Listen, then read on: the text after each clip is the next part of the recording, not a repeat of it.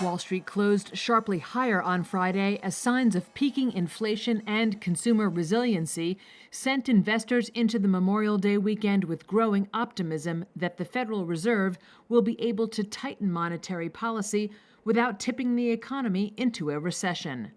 All three major U.S. stock indexes brought a decisive end to their longest weekly losing streaks in decades. The Dow rose over 1.7%, the S&P 500 gained more than 2.4%, and the Nasdaq rose more than 3.3%. Liz Miller, president of Summit Place Financial Advisors, says that the Personal Consumption Expenditures Price Index shows that the worst of inflation may be over.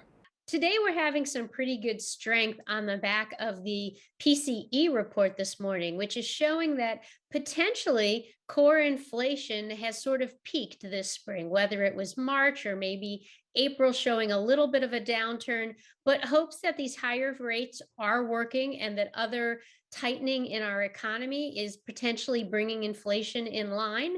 And the bond market is pleased with this as well.